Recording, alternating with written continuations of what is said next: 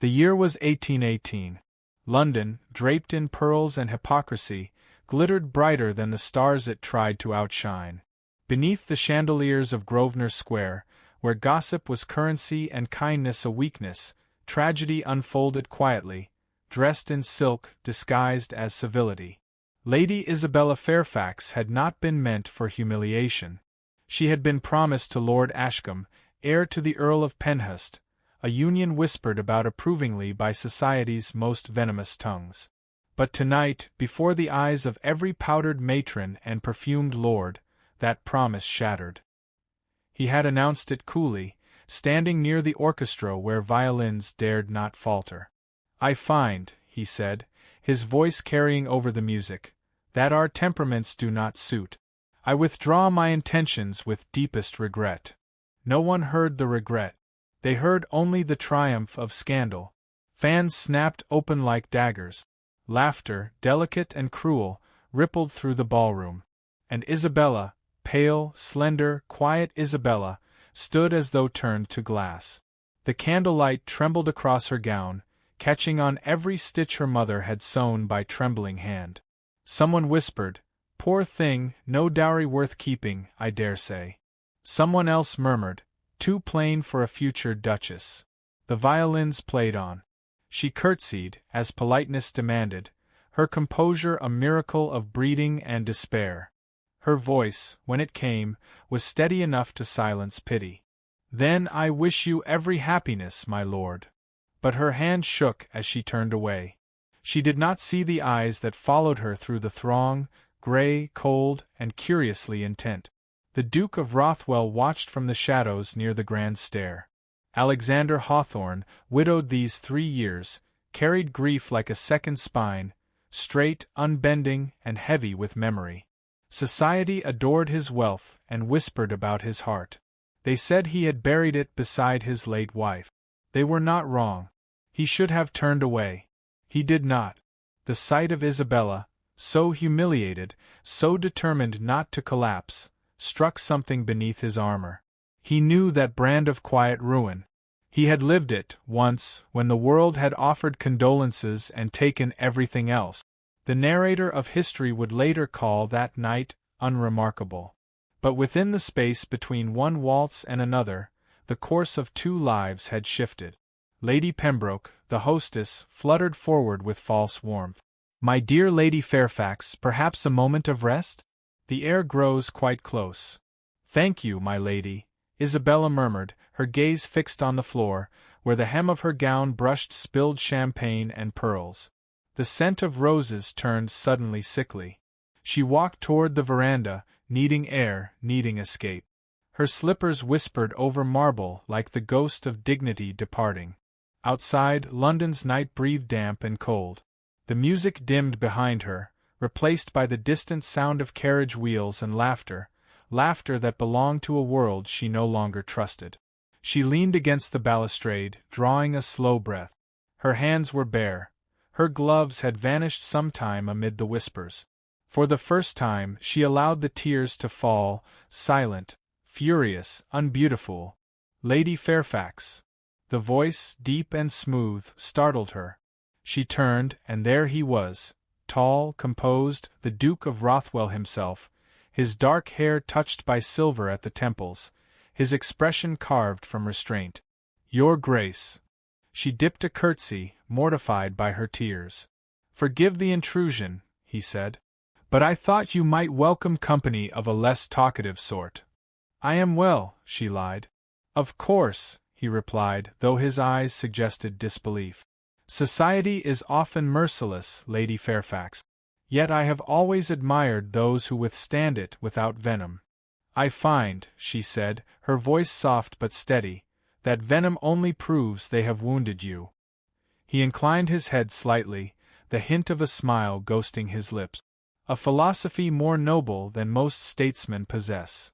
She looked away. "And yet nobility seldom shields one from ruin." "No," he said quietly. "But it reveals who remains standing after." The silence that followed was not uncomfortable, merely strange, delicate, like the moment before a candle catches flame. A gust of wind stirred her hair. From inside, a new waltz began, elegant and cold. The Duke extended his gloved hand. "Come back inside, Lady Fairfax. Dance once, and leave them something else to whisper about." She stared, uncertain whether he mocked her. But his expression remained solemn, almost kind.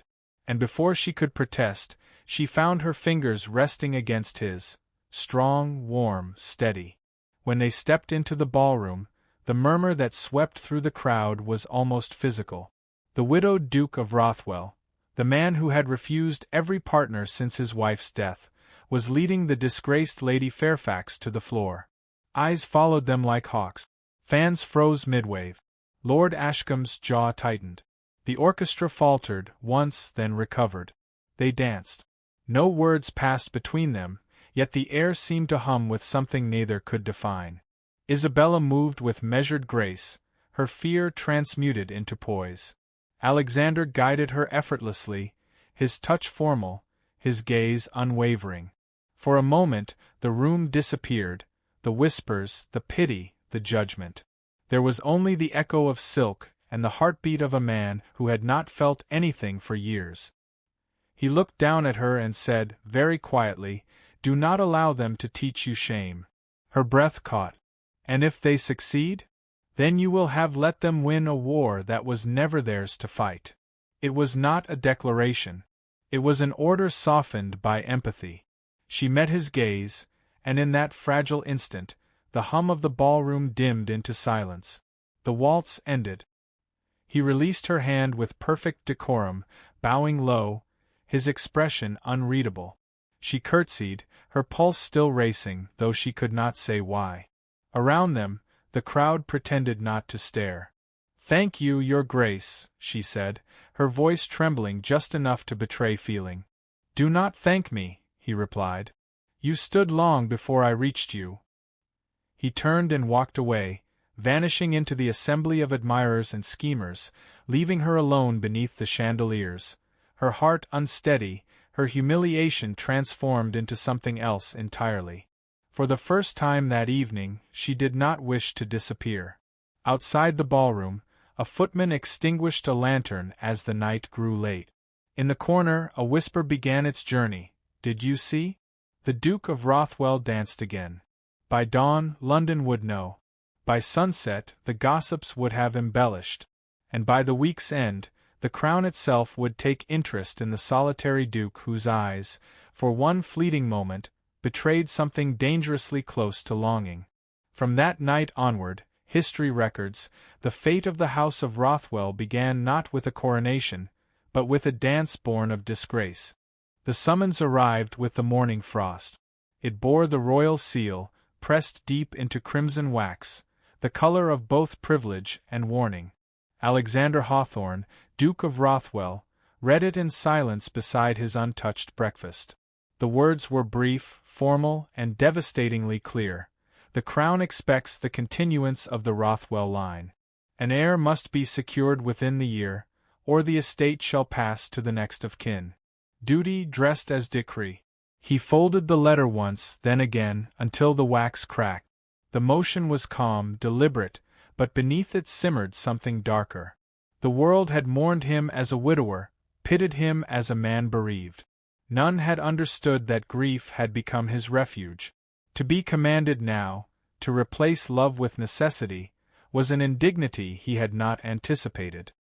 He rose, his chair scraping the marble floor. "So it begins," he murmured. Rothwell Hall, vast and echoing, seemed to listen. The portraits of ancestors stared down in judgment, men who had obeyed the crown, married for alliance, bred for legacy. None had been asked whether their hearts survived the duty. By dusk, he had resolved to act. Not from desire, nor affection, but from the instinct of preservation, the same cold instinct that had once guided generals and kings. And yet, when his secretary read out the list of suitable candidates, the following afternoon, one name stilled him: Lady Isabella Fairfax. He had seen her only once since that fateful night in Grosvenor Square, across the pews of St. George's Chapel, her face composed, her gaze distant. Society had grown weary of mocking her. There was little sport in cruelty once the victim refused to bleed. She is unremarkable, the secretary said. A modest dowry. No powerful alliances. Her family's influence wanes. Then she will be perfect, Alexander replied. The man hesitated. Your Grace. Enough. His tone cut through the air like steel.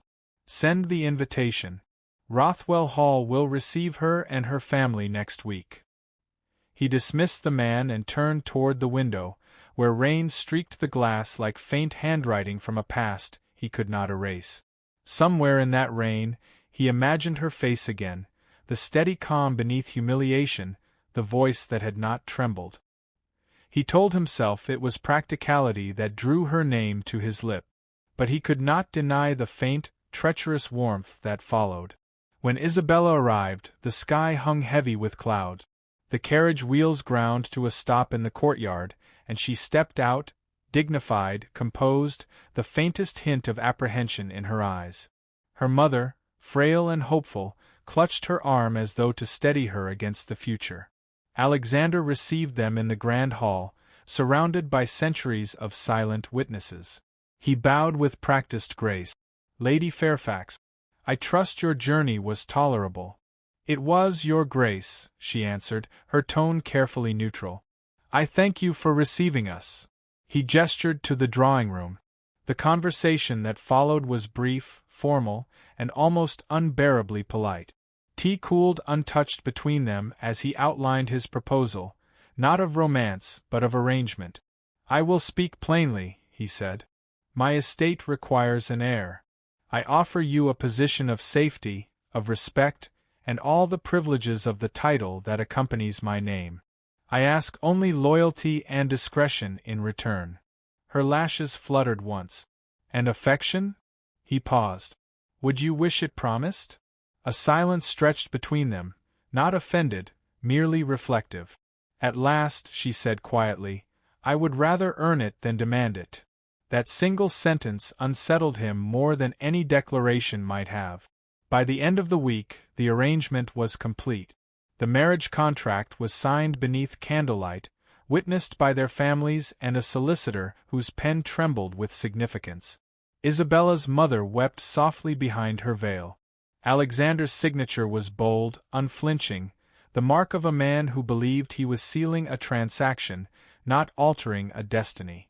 The ceremony itself was small, swift, and unsentimental. No orchestra, no parade of nobility. Yet as they exchanged vows beneath the echoing arches of St. Margaret's Chapel, something unspoken passed between them, a quiet understanding that both had chosen duty over desire, but not without consequence. When the final words were spoken, "Till death do you part," she felt the chill of them settle like snow upon her heart. Rothwell Hall greeted its new duchess with indifference. The staff bowed, the bells chimed, and the grand corridors resumed their silence. The Duke retired to his study. Isabella walked through her new home like a guest in a museum, awed by its beauty, haunted by its emptiness. In the weeks that followed, society's judgment descended swiftly. The Duke has married the quiet one, they laughed in parlors and drawing-rooms. A sensible choice for a man too cold to love. Whispers spread faster than the carriages that carried them. Invitations slowed. Some old friends of the Fairfax family turned away politely at balls. Isabella bore it with grace, her composure unbroken, her gentleness mistaken for ignorance. But the Duke noticed. He noticed the steadiness with which she endured, the soft dignity with which she thanked servants who ignored her, the quiet kindness she extended even to those who pitied her. One evening, he found her in the library, seated by the fire with a book unopened in her lap. "Does the house displease you?" he asked. She looked up. "It overwhelms me, perhaps. Beauty can be lonely when one is not sure she belongs to it." Her honesty startled him. "You belong where you stand," he said. She smiled faintly. "Then I thank you for the permission, Your Grace." Something in her tone, not mockery, but quiet courage, unsettled him again. Days passed. Then came the summer fete, a gathering meant to restore the hall's reputation. Nobles arrived in their finery, wine flowed, and the air shimmered with calculated laughter. Isabella moved through the garden like a ghost in sunlight, graceful yet unobserved. Until she wasn't. A jeweled woman, Lady Torrington, once a rumored companion of the Duke, drew near. "A charming fate, your grace," she purred, her hand resting on Alexander's sleeve. "Though I dare say your Duchess seems misplaced among such company." He said nothing, his jaw tightening. Isabella heard, but did not flinch. Then, as she turned away, her locket, the small silver one she wore always, slipped from her neck and fell at Lady Torrington's feet. The woman bent to retrieve it, curiosity glittering in her smile. But when she opened it, her smirk faltered. Inside, engraved in delicate script, were the words, "For kindness when the world forgot it." The Duke reached out, his gloved hand closing over the locket before the woman could speak. "My wife's," he said evenly. "Return it." Their eyes met, his cold fire, hers startled warmth. In that instant every gaze in the garden seemed to shift. By nightfall, London's tongues were restless once more. They said the Duke's marriage was not loveless after all. They said his eyes followed the Duchess too long, too often. And in the quiet of Rothwell Hall, as rain whispered against the windows, Alexander stood at his study door listening to the sound of her laughter from the next room, soft, fleeting, dangerous. For the first time in years, he found himself afraid, not of loss but of wanting again. The silence began with a slammed door. Not loud enough to wake the house, but sharp enough to divide the night. The Duke of Rothwell stood alone in the corridor, his breath caught between fury and shame. He had not meant to raise his voice, not to her, not to Isabella. Yet the words had escaped before he could gather them back. "Do not mistake duty for devotion, madam. The world may indulge your sentimentality, but I cannot." And she had only looked at him, calm, unflinching, heartbreak flickering behind her composure, before she turned and left the room. He sank into the nearest chair, hands pressed to his temples. Rain lashed against the windows, relentless as the thoughts within him. The quarrel had been over nothing, a trivial comment made by some parliamentarian's wife about the charity duchess who dresses like a governess. But Isabella had defended herself, too gently perhaps, and he had felt the sting of pity that others might direct toward him, the proud duke who married beneath his brilliance. The humiliation was his, not hers. And he had lashed out, because he could not bear that truth. Hours passed. The clock chimed midnight. Still, he sat unmoving, staring at the dying fire. In the east wing, Isabella knelt beside her writing desk, quill trembling in her hand. The ink blurred with tears she did not remember shedding. She had spent 2 years learning to navigate silence. Her father's debts, her mother's frailty, her husband's cold politeness. But tonight the weight of it all pressed too heavily. She had never expected affection. But she had begun, quietly, to hope for kindness. Setting the quill aside, she rose and moved toward the window. Below, the gardens shimmered under the storm, flowers bowing under the rain, like courtiers under burden. Somewhere out there, beyond the hedge maze, stood the orphan school she had helped rebuild, her only triumph in a life measured by restraint. It was there she went the next morning, long before the household stirred. The air was sharp with autumn chill, the grass still wet with rain. Children ran to her, ragged, bright-eyed, unafraid. Their laughter filled the gray air like sunlight through clouds. The Duke found her there hours later, unannounced. He had not slept. Guilt had gnawed at him until the dawn, until even pride felt hollow. He watched her from the doorway, her hair loose beneath a bonnet, her gloved hands steady as she bandaged a child's scraped knee. "You do this every morning?" he asked. She started, then rose, smoothing her skirt. "Not always. Only when the rain keeps them indoors. The roof leaks." He glanced up at the warped beams, then back at her. "It should have been repaired. I requested it months ago," she said quietly. "But the steward thought it a poor use of funds. I'll see to it at once." "Thank you." Her tone was gentle, but something in it made him feel smaller, not nobler. He stepped closer. Isabella. Your Grace, she corrected softly. He exhaled, looking away. I should not have spoken as I did. You spoke the truth, she said. You married for duty, and I accepted that duty willingly. But you cannot expect me to live without dignity. Her words struck clean through him. Do you believe I think so little of you? I believe, she replied, her eyes meeting his, that you think too little of yourself, and so you cannot give what you no longer believe exists. For a moment, the air thickened with something raw, unguarded. Then a child called her name, and she turned away, her hand brushing his arm, not in affection, but in farewell. That night, he dreamed of his first wife, her laughter echoing through empty halls, her hand slipping from his as fever claimed her. When he woke, the memory lingered like smoke. He rose before dawn and went to his study, where the crown's summons lay among unopened letters. He stared at it until the candle burned low. Then he took a clean sheet of parchment and began to write. The next days unfolded with uneasy quiet. The Duke kept to his affairs, Isabella to her charities. But beneath the civility lay a shift neither could ignore. He began to appear at her breakfast table, asking after the children's lessons. She began to read in the library again, no longer fleeing when he entered. Conversation, once strained, became cautious music, hesitant, almost tender. Still, distance remained, like the thin veil between confession and forgiveness. It broke on a night of thunder.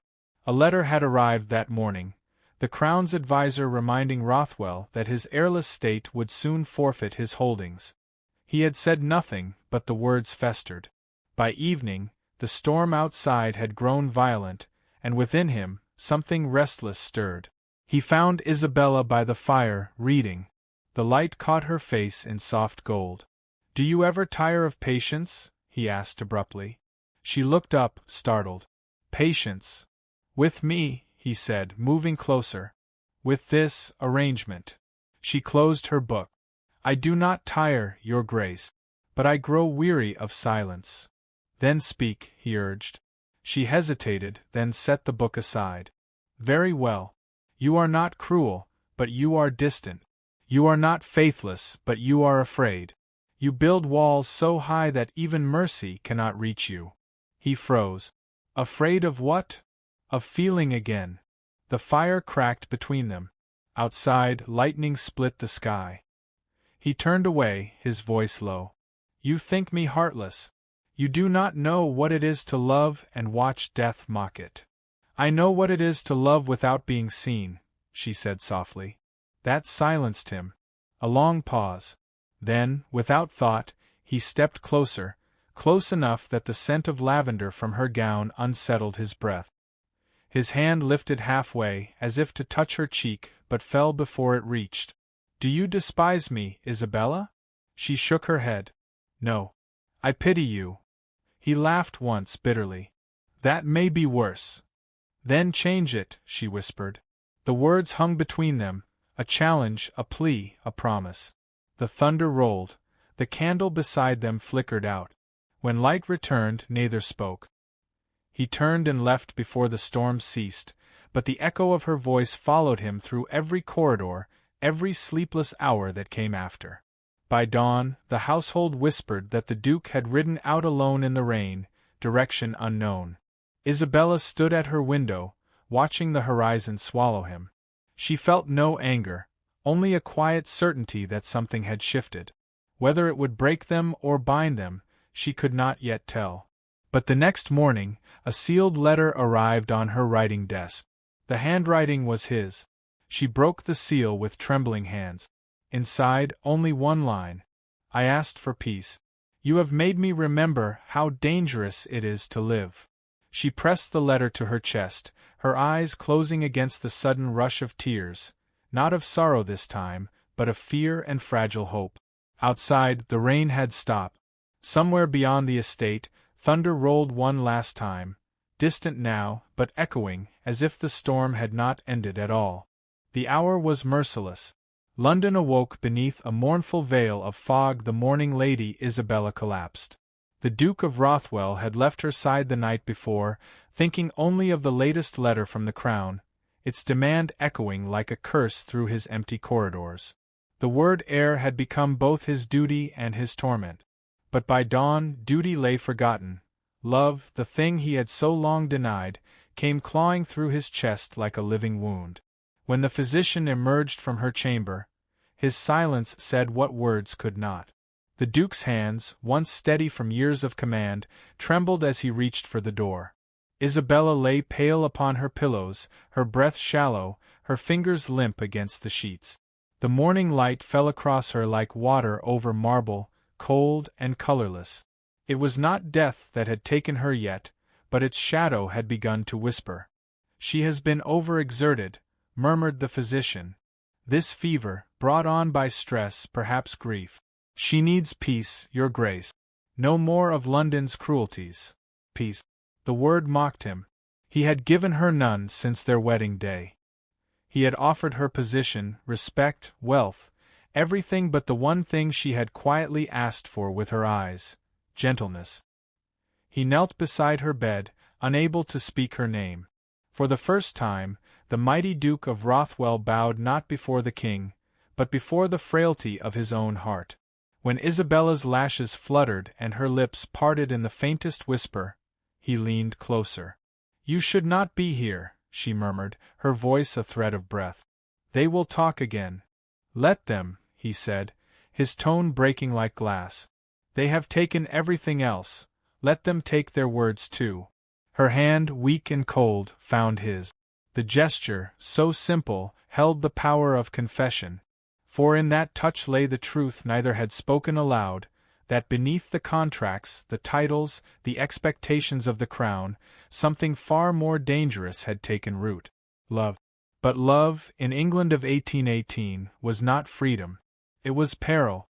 By evening, word of the Duchess's illness spread across Mayfair. Drawing-rooms buzzed with speculation. Had she defied her husband? Had he driven her to despair?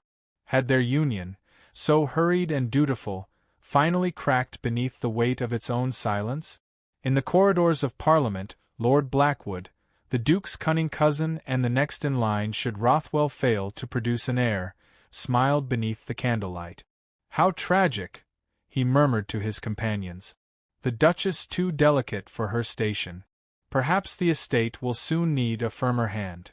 That night, as rain lashed the windows of Rothwell House, Alexander dismissed every servant from her chamber.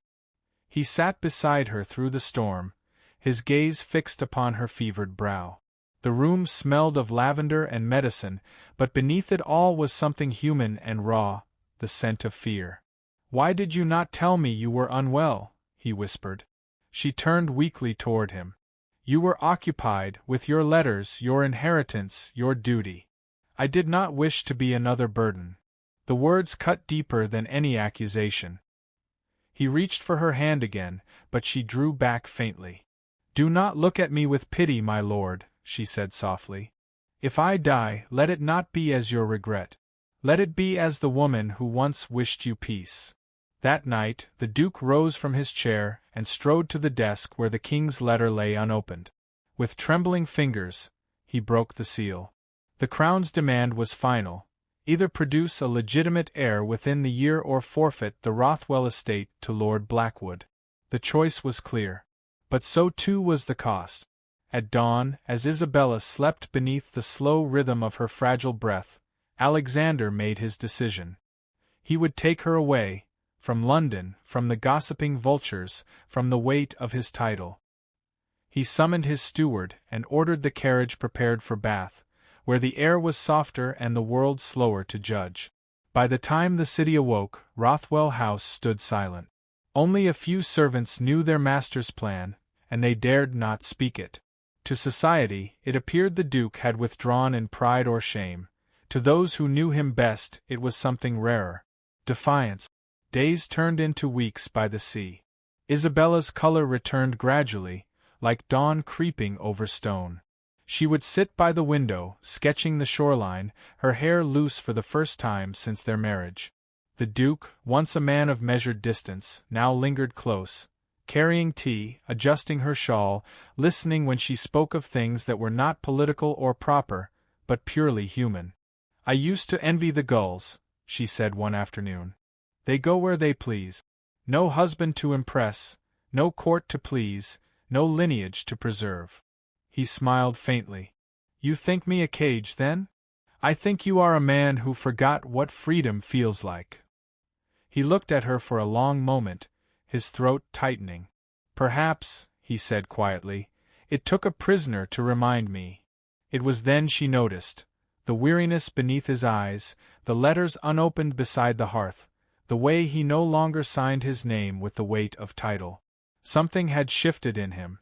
The world might still see a duke, but she saw the man. And yet, peace is rarely kind to those born of duty. One morning, a messenger arrived bearing the royal crest.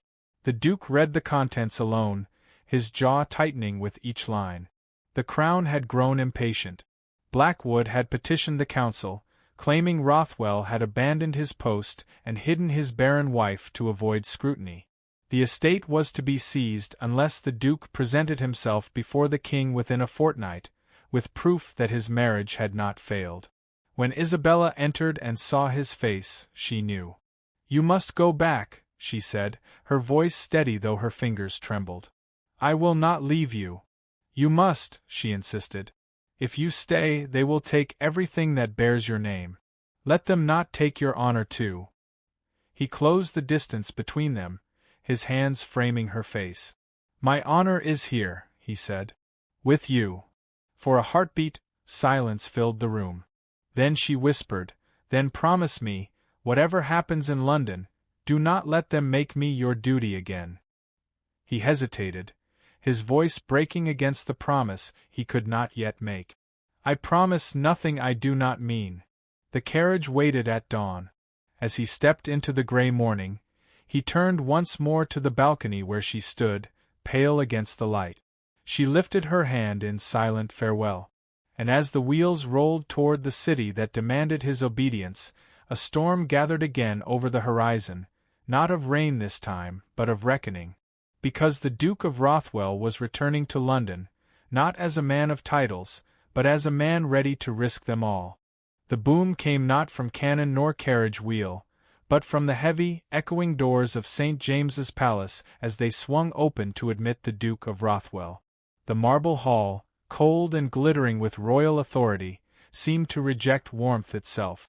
Courtiers lined the walls like painted ghosts, their whispers slicing through the silence. London had already written its verdict. The Duke had abandoned his post, his wife was failing, and the crown would soon strip his name from the lineage of England. He moved through them with the stillness of a man walking into his own trial. Every footstep resounded against stone. His face, carved from restraint, betrayed nothing of the storm within. Behind him, the great doors closed with a hollow finality, like the lid of a coffin sealing shut. Lord Blackwood awaited him in the antechamber, the smile upon his thin lips polished to perfection. "You look tired, cousin," he drawled. "The country air ill agrees with you." Alexander's eyes, dark and unflinching, met his. "I hear treachery agrees with you well enough." "Call it service to the crown," Blackwood replied smoothly. "Someone must see that the estate is not wasted upon a man too sentimental to remember his obligations." Before Alexander could respond, the herald's voice boomed from beyond the doors. "His Grace, the Duke of Rothwell." He entered the audience chamber beneath the towering portraits of monarchs long dead. King George's gaze met his from the throne, a weary sovereign burdened by politics and expectation. The courtiers bowed, Alexander did not. He simply lowered his head in acknowledgement, every inch the proud nobleman whose soul had already been judged. "Your Grace," said the king, his tone cool but not unkind, "you were summoned months ago. Your absence speaks ill of loyalty." Alexander's voice carried clearly. "My absence, your Majesty, was loyalty of another kind. My wife was ill." "A husband's care is commendable," the king said. "But the crown cannot be denied its lineage. The estate of Rothwell was granted for service, and service demands succession. Blackwood stepped forward, feigning deference. Your Majesty, the Duke's devotion is touching. Yet the realm must endure beyond sentiment. The Duchess's frailty renders the marriage unfruitful. Perhaps it is time the estate passed to one who can. Enough. The Duke's voice struck through the chamber like steel. He turned, his gaze sweeping across the gathered faces. You speak of heirs and property as though they are coin to be tallied. But Rothwell was not built by lineage, it was built by honor. And if I have failed the crown, it is not in blood, but in silence. The room murmured. Even the king leaned forward slightly. Alexander continued, each word deliberate. I have loved my country, your Majesty, as I have come to love my wife, imperfectly, and too late to show it without cost. But if England demands my name as ransom for that love, then take it. I will not trade her peace for soil or title. Blackwood's composure faltered. You would defy the king? I would defy the lie that duty must come before the heart. The king rose, slow and deliberate. You tread dangerous ground, Rothwell. Then let it be so, Alexander replied. I came to stand before your Majesty not to plead for favor, but to return it. If the estate must fall to another, let it be to a man who can sleep at night without the weight of his own cowardice. A silence descended, heavy and suffocating. The courtiers exchanged glances. This was no negotiation. This was surrender turned into revolution. Then, from the far end of the chamber, came the sound of movement, a commotion at the doors. A voice, weak but clear, called out, Then England shall have neither, for its duke's honor is my own. Heads turned. The crowd parted. Lady Isabella stood in the doorway, her gown travel-worn, her face pale as winter light, but her eyes alive with something fierce. The journey had drained her, but her spirit blazed with quiet purpose. Every step she took toward the throne was defiance wrapped in grace. Your Majesty, she said softly, curtsying low, forgive my intrusion, but I could not allow my husband to stand alone before your judgment. Whatever fault lies between us, it is mine as well. The king regarded her with wary curiosity. You are ill, madam. You should not have come. Perhaps, she replied. But I have been ill from silence far longer than from fever. Her gaze found Alexander's, tender, unwavering. My husband believes himself unworthy because I have not given him an heir. But England has known greater heirs than those born of blood. He has given mercy to those his father condemned, rebuilt schools upon his lands, and restored honor to a name that once traded lives for profit. If lineage is all that matters, then I am indeed his failure. But if worth lies in the heart's measure, then Rothwell has not fallen. A murmur rippled through the hall, one of awe, perhaps shame. Even Blackwood's mouth twitched with disbelief. The king sat back, fingers steepled. You are a bold woman, Duchess. Only a truthful one, she said. And truth, I am told, is service too. Alexander took a step toward her, every inch of restraint breaking. You should not have come, he whispered. Then you would have fallen alone, she answered simply. Something in the king's expression softened. It seems, he said at last, England may yet learn loyalty from its own. He looked between them, the firelight catching in his tired eyes. Very well. The estate shall remain in your house, on one condition. Withdraw from court and trouble my council no more. Let Rothwell be your refuge, not your rebellion. The Duke bowed, relief and grief warring in his chest. We ask for nothing else, your Majesty. As they turned to leave, Blackwood spoke once more, bitterness coiling in his tone. And what of heirs, your Majesty? What of the future of the name? The king regarded him coolly. Perhaps England has enough men who think the future can be written in bloodlines. Outside, as the great doors closed behind them, the cold air rushed in like salvation. Isabella leaned against him, the effort of her defiance finally catching her breath. You've lost everything, she murmured. He looked down at her, his voice quiet but sure. Then perhaps I've gained what matters. They stood beneath the grey London sky, stripped of title and pretension, 2 souls against the vast indifference of empire. Somewhere, a carriage waited to take them home, to a place no longer gilded by power, but by peace. And as the bells of St. James began to toll the hour, Alexander Hawthorne, once Duke of Rothwell, understood at last that love, when chosen over fear, was not the ruin of legacy, but its beginning.